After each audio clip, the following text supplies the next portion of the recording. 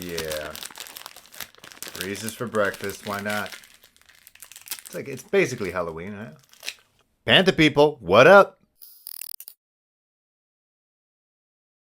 What's going on? You're watching Panthers Post. I'm Phil Perkins. Thanks for joining. If you're new here, make sure to like, subscribe, give us your feelings. There's a lot of feelings, mainly hurt ones, a little bit of optimistic ones in the comic community. It is a beautiful place. For those who have been here since day one, as in around April time, around the draft, I appreciate you guys. Honestly, from the very beginning to very much right now, I wouldn't be here without any of you. I think I've gained almost about... And again, these are all modest numbers. For me, it just feels special because if you think about it, I think my subscriber uptick has been around 130, 140 in the last week. In my brain, I'm always just saying, imagine you had 140 people in a room.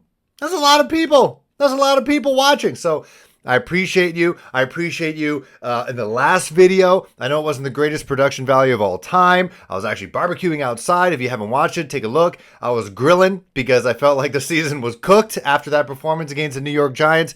But apparently, misery loves company. That was my highest viewed video ever, over 3,000 views. And so we're here not just to talk about the good days, but talk about the bad ones as well. That's the beauty of sports. It's a high and low. It was only 6 years ago that the Panthers were in the Super Bowl. Last night, Thursday Night Football, the Arizona Cardinals lost in heartbreaking fashion to the Green Bay Packers. Remember, think about the other teams, like the Cardinals, who've been going up and down for decades, actual decades. Sure, they made the Super Bowl against the Pittsburgh Steelers and lost that in heartbreaking fashion. But then they took on the Carolina Panthers in 2015 in the NFC Championship game and got whooped. And since then, since 2015, for 6 years, they've been looking for their star quarterback. They drafted Josh Rosen in the first round and realized he's not our guy. The very next year, they got Kyler Murray. Their coach, Cliff Kingsbury, was a complete college guy. That's who he was. I don't know, he may have had some coaching stints, maybe as an assistant in the NFL, but he made his money in the NCAA. And then he came to the NFL, and he's been questioned left, right, and center. And look at him now. After a couple years with Kyler, who disappointed in his second year. First year, he was who he was. He was a rookie. Second year, disappointed in the second half of the season, and now he's an MVP candidate. I know I just started this video off with a rant, but I just watching last night just made me realize that, you know what, while times are tough right now in Panther Nation, just want to remind people that this is why we watch sports. You tune in at the low point. And I said this when I started this vlog. We're buying low right now. Low expectations for the Panthers. Remember, in the preseason, we're thinking maybe, 7-8 wins, which would be an improvement of the 5. But you buy in now when it's low so that when you get to the pinnacle, which I'm assuming they're going to get to this point because sports is cyclical like that, unless you're the Detroit Lions. And that's when it feels good. That's why 2015 felt so great, because you had the Jimmy Clausen years. You know, that is why those things feel so great.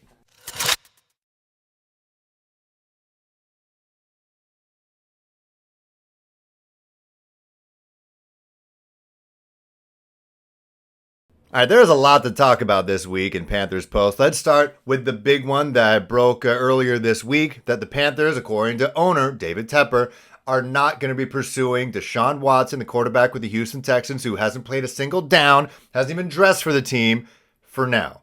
That's what Ian Rappaport and all the other NFL insiders said, that David Tepper said that they are pulling out of the Deshaun Watson sweepstakes. And actually, Ian Rappaport was at the owners' meeting earlier this week, and it gave a little bit of information as to why the Panthers are not going to be doubling down on Deshaun Watson this point in the season. There's the price of the trade.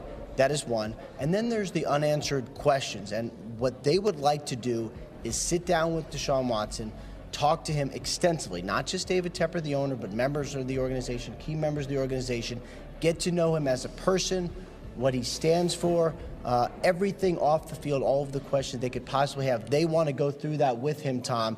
And it just does not seem like that is possible right now. Obviously, he's referencing the 22 allegations of sexual misconduct and sexual assault against Deshaun Watson and the 11 criminal allegations against him as well. So it seems like the Carolina Panthers are doing their due diligence, as well as maybe the rest of the league as well. There are a lot of insiders saying that they don't even see Deshaun Watson getting traded before the November 2nd trade deadline.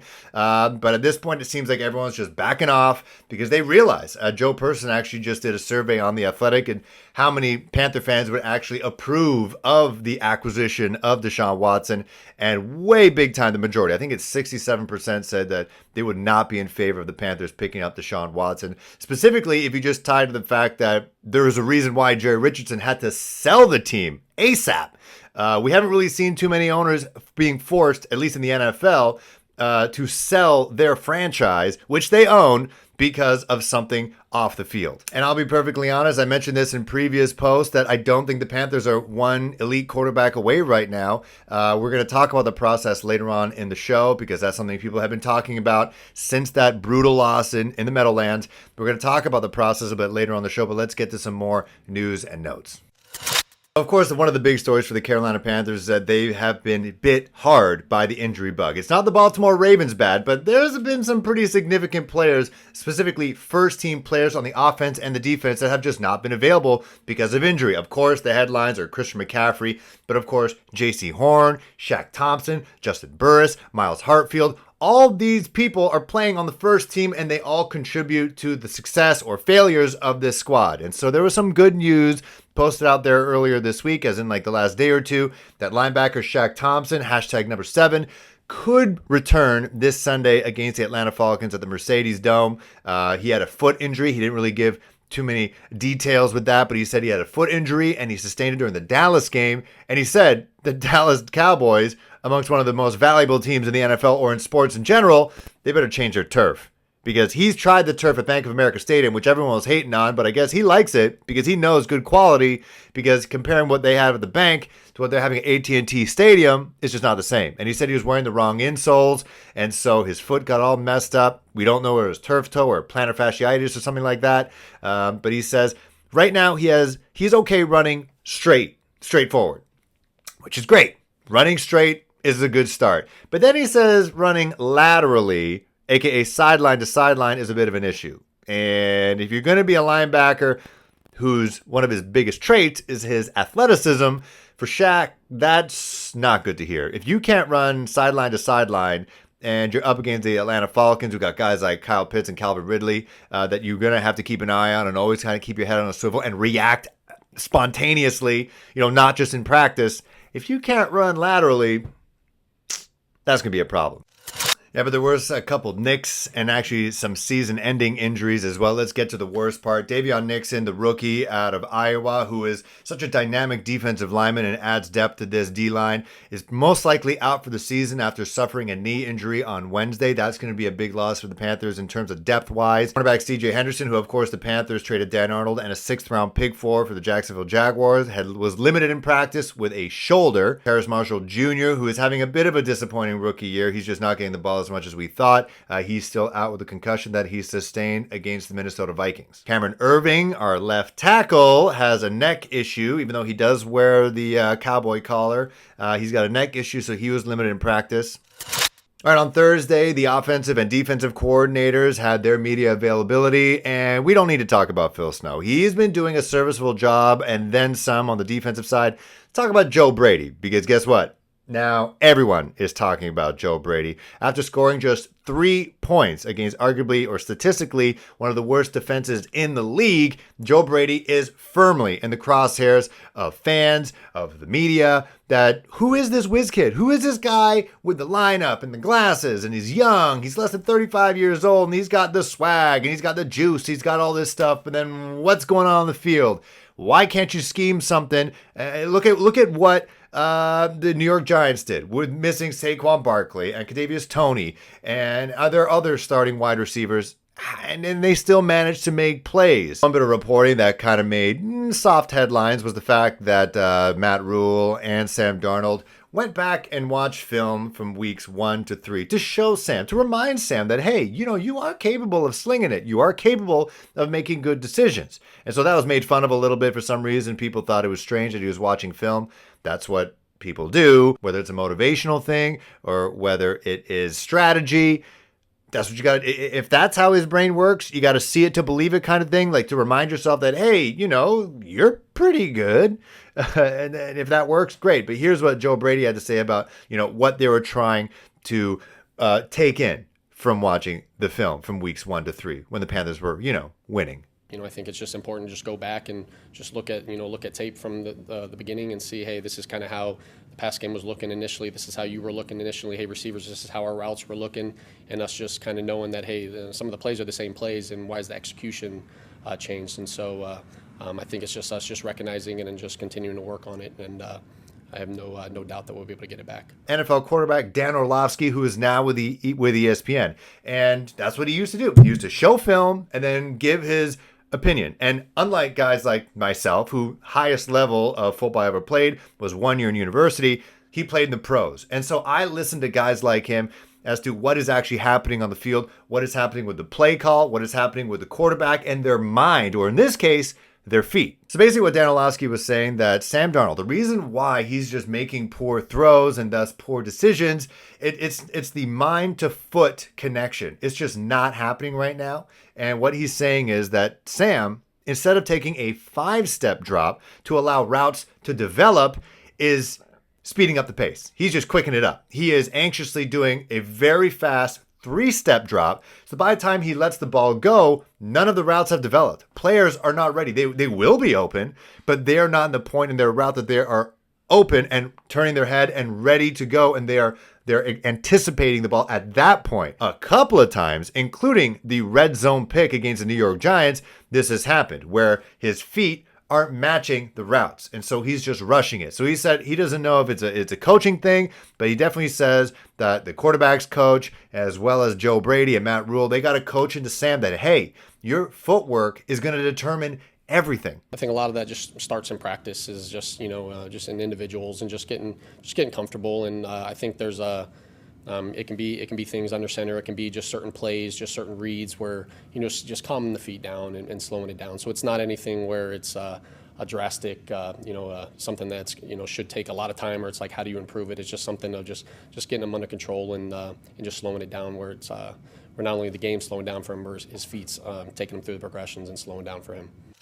Now, Matt Rule didn't talk to the media on Thursday. He did so on Wednesday, but someone was doing a lot of talking for Coach Rule. I've been told that Matt Rule is not all the way in on the NFL moving forward, and that he could potentially come back down to any number of these. My thing is, and people are saying, oh, thank God, Rule's got to go. And we're going to talk about that in 2 seconds. But I just want people to understand, while he didn't even give his source, let's be honest with each other that the college game is dirty. It's crazy, right? And coaches get their agents to tell insiders that, this guy's interested in this job. He might leave Penn State for USC. And while he might have no intention to go to USC, they just put it out there in the universe so that Penn State gives that coach a raise, a couple $1 million a year. That's how it works. So I don't know whether it's Matt Rule's agent or someone else's agent who wanted to throw it out there that, hey, you know what, this NFL coach who has done great things on the college level and has an actual track record of it, even though it's not existing in the NFL right now, is interested on, bringing up the USC program, bringing it back to prominence, bringing LSU back to prominence. And so if you're a college guy who is kind of on the fence about picking up a college job, one of those big college jobs, maybe you're like, dang, Matt Rule wants to get back in the NCAA? Shoot. Maybe I should accept that offer right now.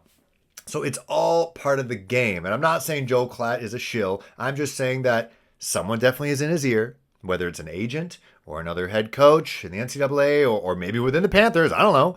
That just putting it out there, it's not necessarily about Matt Rule. They could just be lying to try to get someone else out there, an unnamed coach, whether they're in the NCAA or not, to maybe act a little quicker, to make a decision already so they can start coaching for that Power 5 conference and start the recruitment process. I just don't think his ego would allow him to just give up like this. He talks about it. It's a process. It's a process. They're building something. It's going to take time. And for him to just dip and to go to the college ranks, I just don't see it working out. Coach Rule did end up talking about it on Friday afternoon. I have, one of the greatest jobs you can have. And I left an unbelievable job at Baylor with a long-term contract and great people and a great place to come here because I wanted to, I built 2 football programs. When I say my staff and I had built 2 great football programs at the college level, and I wanted to try to do it in the NFL. And so went through a tough first year, like I expected. We're in the middle of the second year, and it's been back and forth, and we're not quite where we want to be. But this is, you don't get to say that you like to build and then get up, then get upset that you didn't inherit something, right? Like we're building something. Shaq's building something. Sam's building something. Timo's building something. We're building something here right now. So. I can't wait to get the job done. If any of the 2 were to leave to college football, I think it would be Joe Brady. I think Matt Rule's ego is too big. I think Joe Brady right now is getting hated on by absolutely everybody in North and South Carolina and beyond. I'm here in Ontario. So maybe he'd want to go back to the college ranks, to a place where he's embraced and loved, like at LSU. Panthers game on Halloween against the Atlanta Falcons in Atlanta. So they got Kyle Pitts. They picked him before the Panthers picked up J.C. Horn. And J.C. and Kyle Pitts, that was a matchup I really wanted to see. Unfortunately, J.C. is out for at least the regular season. But instead, it's going to be Jeremy Chin, who I think is going to be a great matchup against Kyle Pitts. I think that's going to be a lot of fun. But then there's Calvin Ridley. Who is going to be lining up against Calvin Ridley? Is it Dante Jackson, who's a little banged up the last couple of games? Is he going to be the guy? I think Keith Taylor could be great against him. I think he's surprised a lot of people. He definitely surprised me. He's got the length and he's got the speed and tenacity and the violence to try to keep up with Calvin Ridley. I think that'd be pretty sweet. If our defensive backfield can keep these guys in check, I think the Panthers have a chance. However, Panthers have a 7-19 record playing at Atlanta.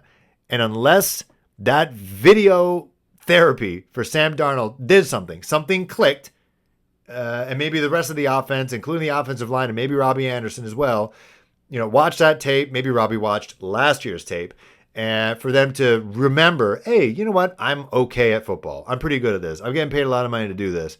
Maybe something clicks, and they come out, they turn out, and they turn it on, and they score some freaking points. You can't do any worse than 3 points. But I'm going to try to do some reverse psychology here. I'm going to say the Panthers are going to lose. I say they're going to lose 30-15. I think maybe Kyle Pitts gets on fire, or maybe all the attention's on Kyle Pitts and Calvin Ridley does what he does. And Matt Ryan is still, an MVP level type player who is a veteran, who throws a pretty ball. And so, against still a pretty young defense who has been put against the ropes because of the Carolina Panthers offense, they could get exposed a little bit. But my philosophy here is say they're going to lose, so then if they do win, I'm happy. And then they go to 4-4. They're a 500 team, which is okay. They're only 1 win away from matching last year in the first year of Matt Rule. And you got an extra game as well to try to gain a couple more wins. That's kind of where we're at. It's kind of like a cautiously optimistic, cautiously hopeful outlook for every single week until they show us that we can think otherwise. That's this episode of the Panthers Post. Again, if you're new here, like, subscribe, comment, community. Follow us on Twitter at Panthers Post #1. I got to be better at posting more highlights and talking smack and all that stuff. But I do appreciate you guys. It's going to be a treat Sunday or a trick. I don't know. We'll see on the reaction vlog. I appreciate you guys. Have a great rest of the week. See you on Sunday.